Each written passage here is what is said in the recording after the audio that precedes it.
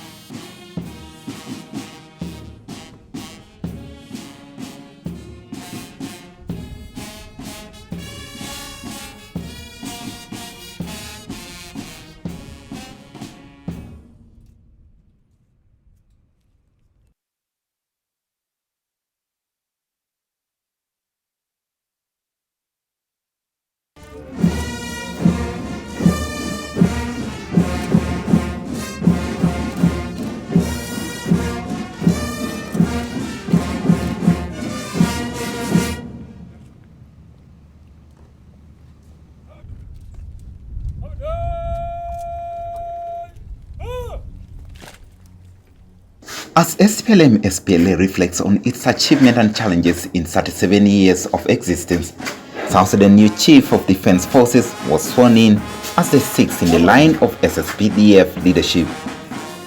JJ Okoth, as known by many, inherited the responsibility of the National Army from the outgoing Chief Gabriel Jokriak in the time the country is locked on the table of implementing the peace accord. The task left behind, according to the outgoing chief, needs a firm ground to minimize division in the army that may retard efforts by the past leaderships.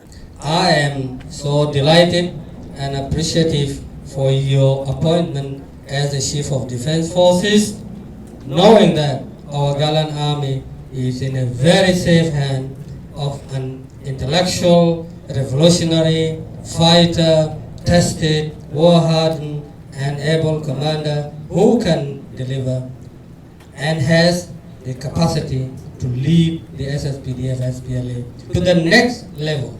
Ladik. With these right resources, I am confident you and your team of capable assistants can achieve progress in our transformational program. Continue to be the best for your ability with the following in your consideration. 1. The Sspdf is the hope of this country and must therefore be maintained as such without any preconception or adverse reform and change agenda that could destroy the very army that liberated this nation. stand firm when it comes to the transformation within the rank and file, high and low echelons of this great army. Resist polarization of the army. And with the right support from the strategic command, shape the image of our army through provision of essential needs and services. My last piece of advice to you as comrades in arms is that keep solidarity and esprit de corps so that you can be able to maintain command and control and be able to protect our access, peace and stability which our country very much yearns for. I will continue to serve my country and my fellow countrymen to the best of my ability and to the spirit of which this nation is founded. My hope and wish shall always reflect the unity and diversity of our people and a dream to see South Sudan becoming a great nation. Compatriots, to finalize my statement, I would like to once again thank all of you in the ranks and file of the Sspdf for the support you have rendered to me during the period of my service in the army without any prejudice. I'm very proud to call myself a veteran of the Sspdf or Spla through our journey of might and triumph till the end. May God bless South Sudan, Sspdf, With the ongoing implementation process of the peace accord, the incoming chief believes that the success of his job is through the unity of the ranks around him. He acknowledged the presence of numerous challenges that he says can be overcome with unity. Thank you very much, Comrade Gabriel. My colleagues, the three colleagues who came, and those three other colleagues who also got retired by presidential decree, we are all equal. We are all the same. It's a mission. Today you come and do, tomorrow you are taken. I want to thank them because we have been so friendly with the three colleagues that are not here. But these three colleagues who have just been inaugurated, minus Butrus, indeed, these are colleagues that know any tree in this Republic of South Sudan. We have not traveled under it with them. Marshal Stephen in Eastern Equatoria, Manuel Major with the leadership of the late, no any tree in Eastern Equatoria or in the Republic of South Sudan, we have not worked under them. Now that they have been brought into our new team, we are going to go further than where my colleague has now left, as he said. He has now made peace. We are now together. Our journey is going to begin from reform. We are not going to be talking about professionalism. People who are politicians may understand, when you talk about professionalism in this army, the situation of our army from where we came from, I would say it is too early for us to be saying this army must become a professional army. And therefore, the first stage is the reform. What do we want to reform? We came and inherited the structures that was here by the then government. Even our constitution is under reform. That means the institution that we have inherited must also go under reform. Now, if they go under reform, then we can now say we want to transform ourselves to the belief that the institutions are reformed. And this is what this soldier has been struggling with. From 2005, no one single 1 week, we have time to train these soldiers. We have time to reorganize them. We have time to classify them. You want a professional army. If we had wanted a professional army from 1983, we would have been defeated by Jalaba. When war comes, it is not professionalism that fight the war, it's a determination, a commitment. So everybody came, even people with one eye, they came, but their gun were not one eye. People who were lame, they came. We also have lame people with the enemy. So it was on equal basis that we had to take everybody on board to come and fight for this thing. So we are going to embark with my colleagues the reform, which has been the agenda. And our Minister of Defense, we are happy that she came here because we are a member of the SDSR board with the Deputy Minister. We have been talking time and again. We are enacting policy and emphasizing on reform. Now that all of us are here, this army will get reformed. This army will be transformed, and we will go where our people want our army to go. With the coming in of my colleagues, we will try our best to get down. 2013 fragmentation within the ruling party left the Liberation Army also divided. As the Deputy Minister for Defense read out President Salva Kiir's speech to the Sspdf leadership, an appeal for correction of the past mistakes were traceable. The hint that was also admitted by the Defense Minister Angelina Teny in her speech to the Sspdf leadership. Our emotions are mixed and confused because on the one hand we want to celebrate our victory and pat ourselves on the back for what we have done. On the other hand, we cannot help but think of our fallen comrades. Their remains are scattered all over of our country, having ultimately sacrificed for the belief that the generation of the South Sudanese to follow would be free. We are haunted by the feeling of inadequacy as we continuously reflect whether we have done what we needed to do, make our comrades sacrifice worthy. All of us would be ashamed if we met our fallen heroes because we have not lived up to their expectations. The Spla was not formed to fight for the rights of a few to the position of power and wealth. It was founded to free the masses of our people and the future generation.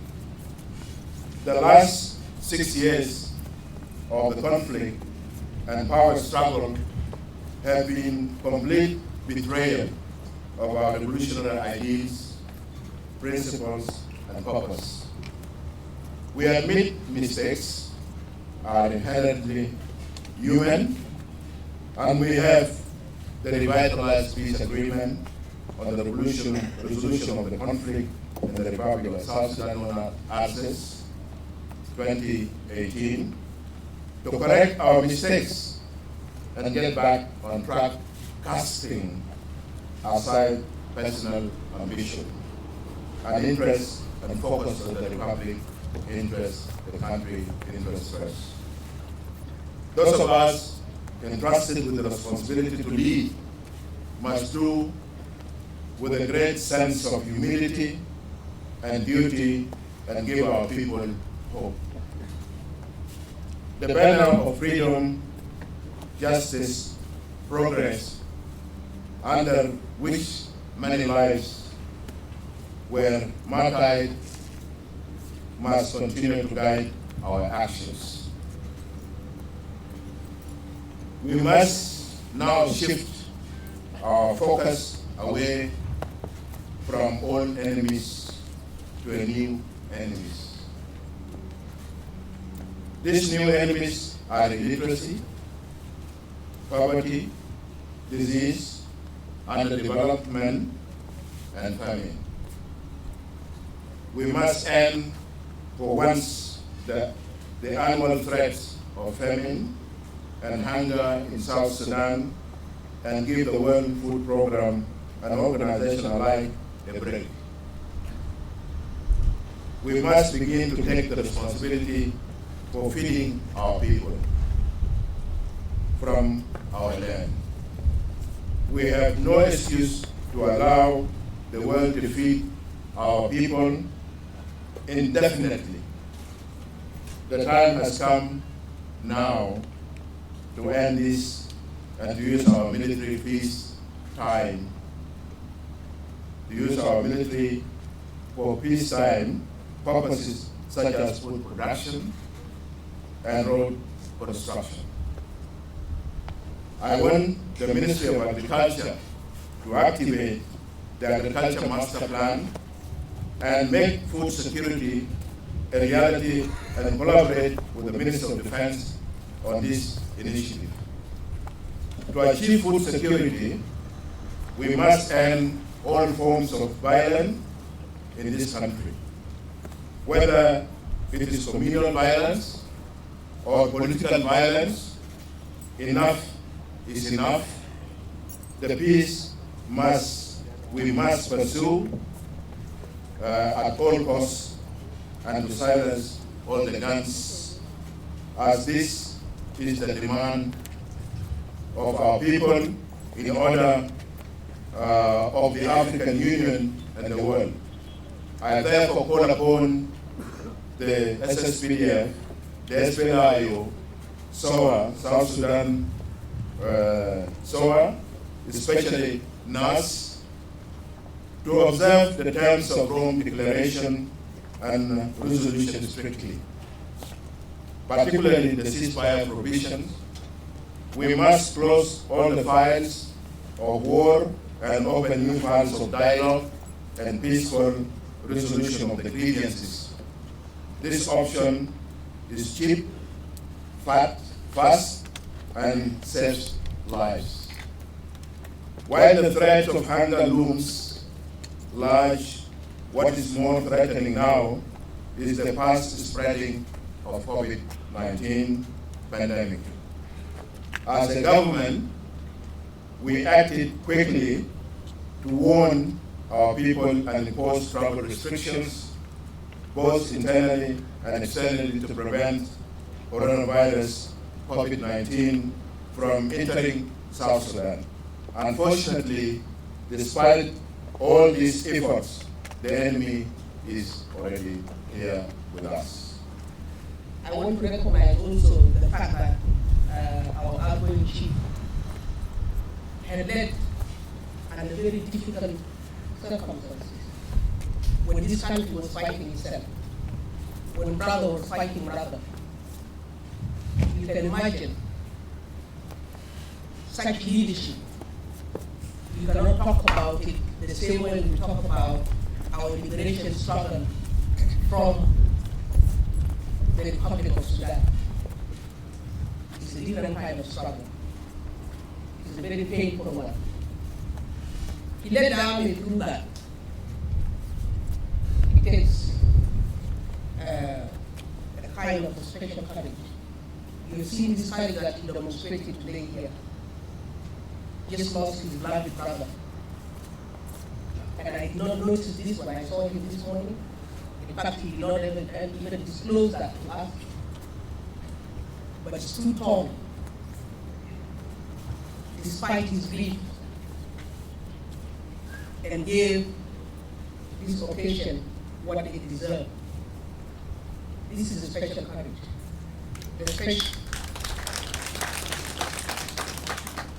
The special courage of working for peace with your antagonists.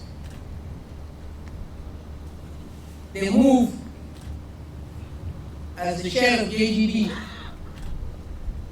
responsible for command and control over all the forces of Sspdf and all the opposition forces. This is an army that he was just fighting, and now leading in making peace. This needs to be recognized. These are, why am I explaining about these two men? I'm explaining because I want you to learn an example. People mimic leaders. Yes, leaders make mistakes.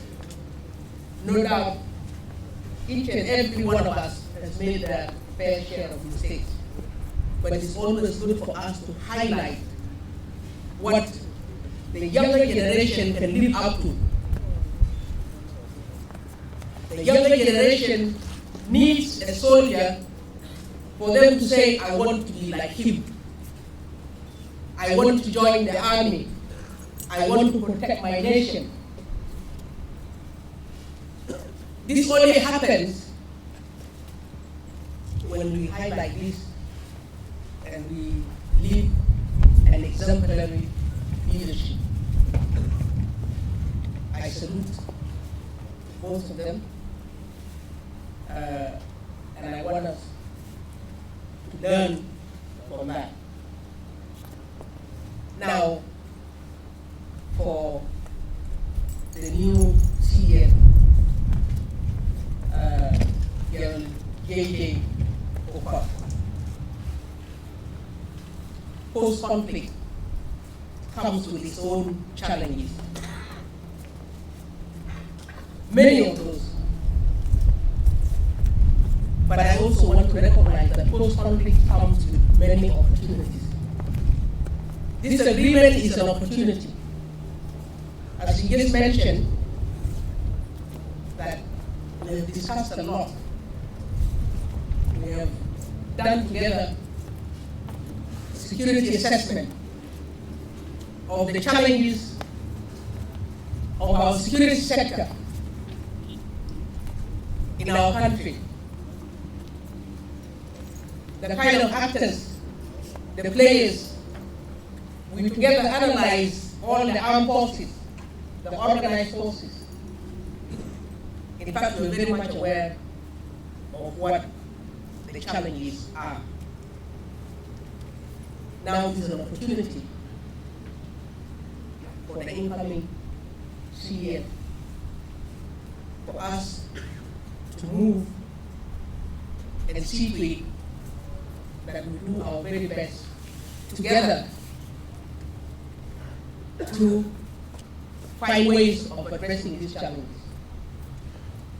One of our most, the most notable challenge that we have noticed as we were working on this assessment is basically the community conflicts, the arms in the hands of civilians. The fact that our citizens have very little trust on our armed forces is a challenge we need to address to build the confidence of our people, to look upon our army as their source of protection. Not only that, we have the challenge of the confidence of the internationals on our armed forces. It's a challenge we need to address. You might be wondering what that challenge is.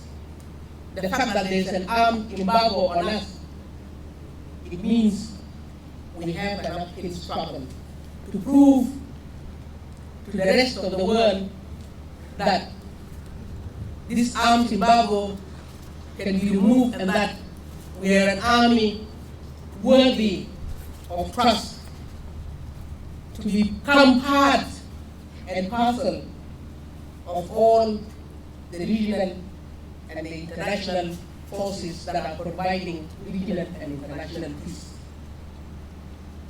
This is what we will try to strive to do, to build that confidence,